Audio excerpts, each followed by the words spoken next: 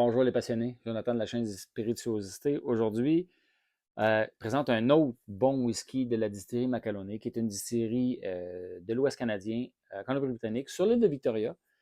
Distillerie assez unique, là. Graham Macalonné est le fondateur, un gars qui est allé étudier le peat, d'Islay, vraiment faire des whiskies sur l'île d'Islay, puis s'est imprégné de ça. Il y a des origines aussi irlandaises, donc il voulait mettre tout ça dans un whisky, un peu toutes ses valeurs. Fait que la distillerie Macalonné font des produits un peu irlandais, très, très écossais et très canadiens, parce que c'est vraiment terroir, fait tout avec du grain de la Colombie-Britannique. Euh, ils maltent et ils vont peater, vont tourber leurs produits sur place. Tourber qui se trouve à être la façon de sécher le grain, c'est d'utiliser un combustible au lieu d'utiliser juste, mettons, des éléments électriques pour faire de la chaleur pour sécher. On utilise à la place de ça, on utilise un combustible pour créer de la chaleur. Ce combustible-là dégage une certaine fumée, s'imprègne dans le grain lorsque la chaleur se dégage, puis la fumée se dégage. Et lorsqu'on utilise ce grain-là ensuite pour le faire macérer, pour faire le mash, donc pour faire le brassin avec ce grain-là, nécessairement, on le fait tremper dans l'eau, fait que cette fumée-là s'en dégage. Ça donne un produit qu'on appelle un produit tourbé, en anglais, le peat. Et aujourd'hui, je propose de vous partager un produit que j'ai déjà goûté un peu et que je vais redécouvrir avec vous. Ça fait quand même longtemps que je n'ai pas goûté. Là. C'est un single barrel, donc juste 100 bouteilles que ça va donner. Dans c'est une édition qui est là juste pour les membres fondateurs. Donc j'ai triché un peu, j'ai pour mettre la main sur un whisky de Macalonné un peu plus unique comme ça. Un des membres fondateurs, donc lorsqu'ils ont voulu financer les débuts de Macalonné, ils ont demandé à des gens de devenir membres fondateurs pour avoir un peu de sous pour financer le départ de la distillerie, financer les projets, l'achat des barils, tout ça. Et ces membres fondateurs-là ont le droit de se procurer des éditions un peu plus spéciales, comme celle-là ici. Donc, fût de Porto premium, donc probablement près des premiers remplissages, seulement 100 bouteilles, embouteillé en décembre 2024, donc c'est assez récent comme édition.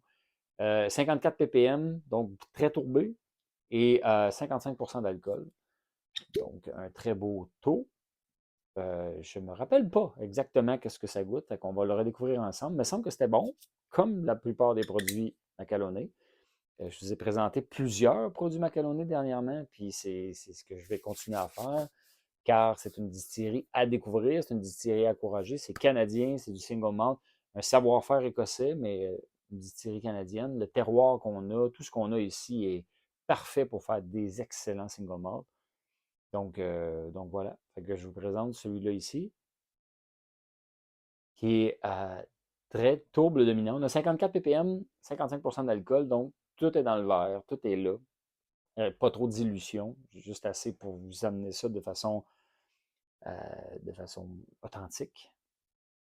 Donc, on a une tourbe qui se présente vraiment comme du charbon. On est vraiment plus du côté créosote, très, très créosote, résidu de combustion, charbon.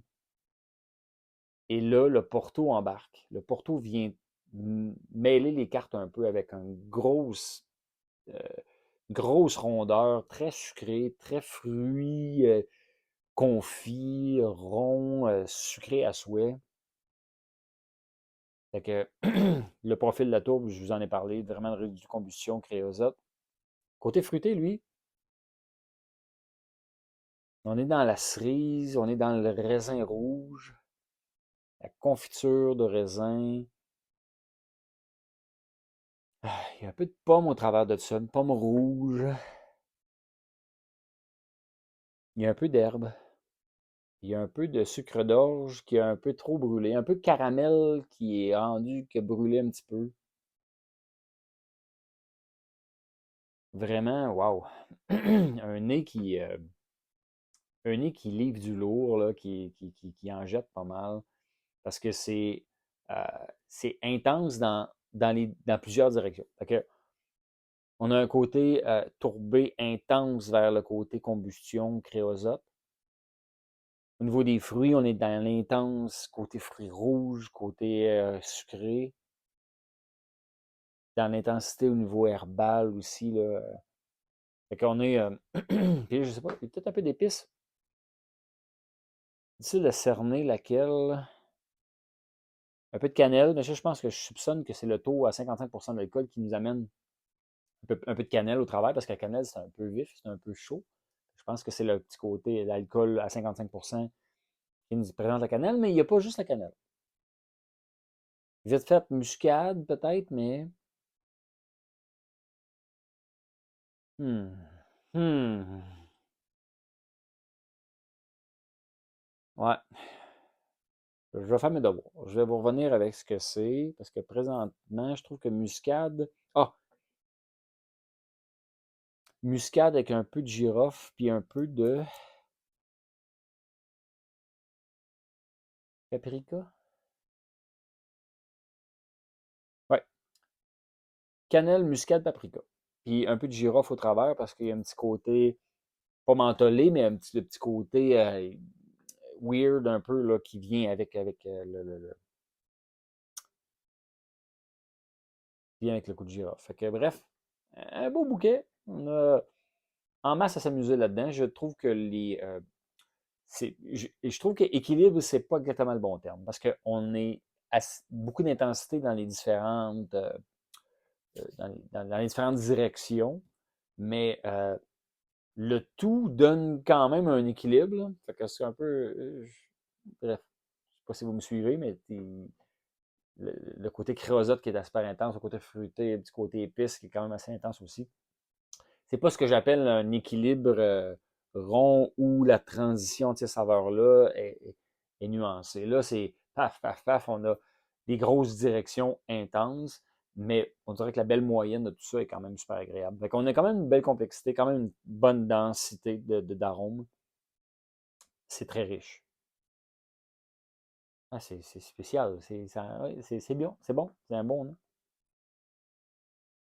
J'ai un autre arôme là, que j'essaie de pâte à pain. Pas sûr. Du côté quasiment salé d'une pâte à sel, là, voire un petit peu minéral. C'est moi où je viens d'avoir un peu d'herbe marine. Ouais. Bref, on s'y perd. Et la complexité est au rendez-vous. Là, il y en a. Maintenant, sans plus tarder, on plonge. Santé.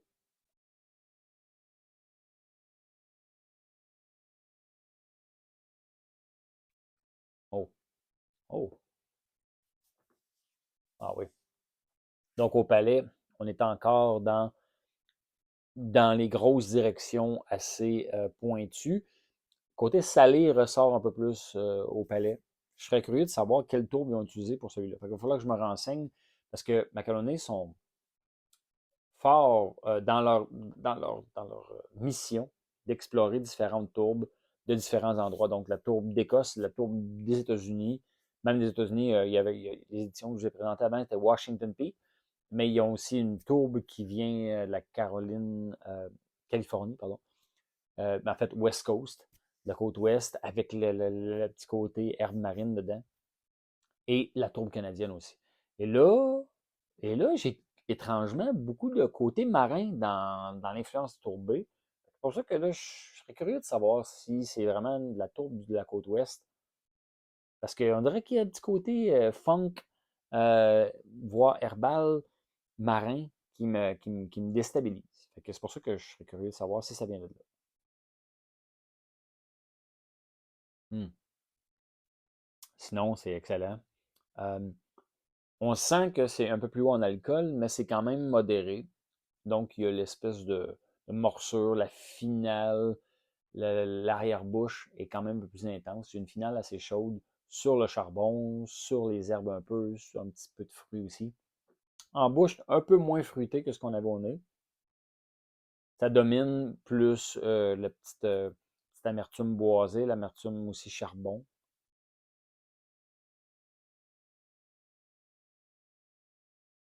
Donc, on est plutôt charbon, épices, herbes. Fruits viennent plus vers la fin. On est plus vers la canneberge au niveau du fruit. Il y a même un autre fruit, un peu comme carambole, là, où ce que le petit côté un peu surette, mais la carambole, c'est un peu typique du côté agrumes, voire tropique. Un peu plus discret, les tropiques là-dedans, là. On est plus. Mais le petit côté surette de la carambole, la canneberge, je trouve que ça fait assez bien.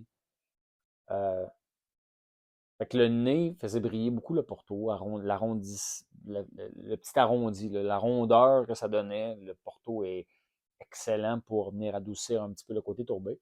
En bouche, l'amertume domine un peu plus.